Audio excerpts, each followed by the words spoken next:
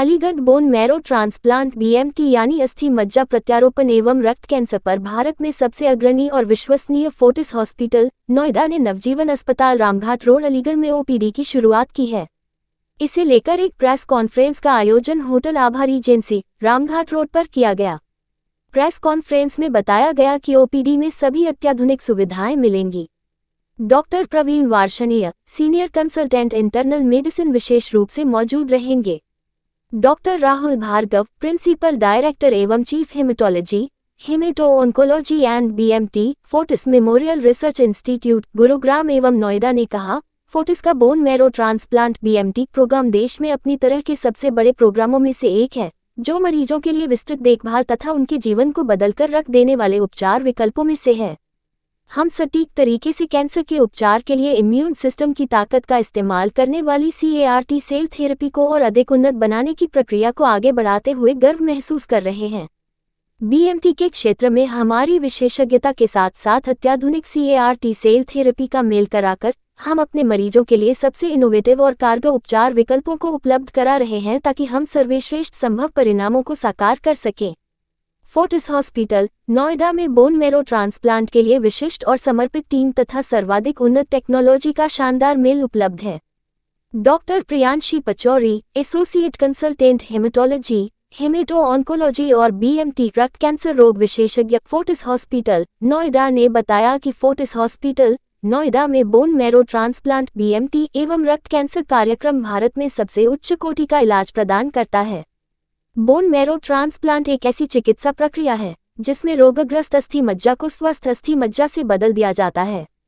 ये प्रक्रिया कुछ तरह के रक्त विकारों और कैंसर के इलाज में मदद करती है। जब कैंसर को ठीक करने के लिए आवश्यक कीमोथेरेपी या विकिरण की खुराक इतनी अधिक होती है कि उपचार से व्यक्ति की अस्थि मज्जा सटेम कोशिकाएं स्थायी रूप से क्षतिग्रस्त या नष्ट हो जाएंगी, तो अस्थि मज्जा प्रत्यारोपण की आवश्यकता हो सकती है। दर्शाया किस तरह से इलाज संभव होता है? इस चीज़ के लिए मैं ये कहूँगा कि फोर्टिस हॉस्पिटल नोएडा हमारे अलीगढ़ शहर में एक ओपीडी शुरू करने जा रहे हैं, जो प्रथम और तृतीय बृहस्पतिवार को दोपहर में हुआ करेगी, जिससे कि जो ब्लड के मरीज़ हैं, जो हीमेटोलॉजी के मरीज़ हैं, जो ब्लड कैंसर के मरीज़ हैं, उनको एक सहायता मिल जाएगी कि उनको बाहर के हॉस्पिटल में महंगे इलाज के लिए नहीं जाना पड़ेगा।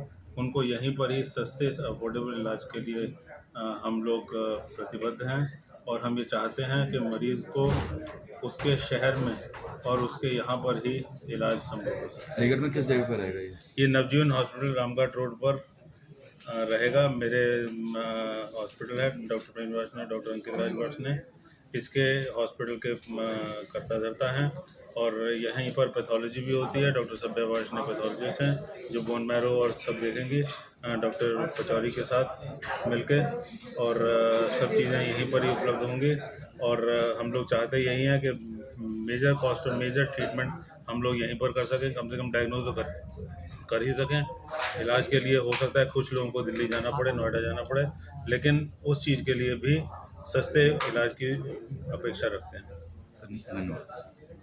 हो सकता है। ब्लड कैंसर के ज़्यादातर सिम्टम्स होते हैं कि वज़न कम हो जाता है बहुत ही शॉर्ट ड्यूरेशन में, यानी कि 6 महीने में 10 किलो या उससे ज़्यादा वज़न कम हो गया, कपड़े ढीले हो गए, सूट सलवार ढीली हो गई या फिर पैंट जो है वो ढीली हो गई है, काफ़ी ज़्यादा कपड़े ढीले हो गए। दूसरा सिम्टम ये हो सकता है कि बुखार आ रहा है, लो ग्रेड हल्का बुखार आ रहा है, थकान रह जाती है, शाम तक शरीर बहुत टूटने लगता है, उठता नहीं है, और जब आप थर्मामीटर से टेम्परेचर नापो तो 100 के आसपास टेम्परेचर होता है, और ये हर दिन होता है काफ़ी लंबे समय से।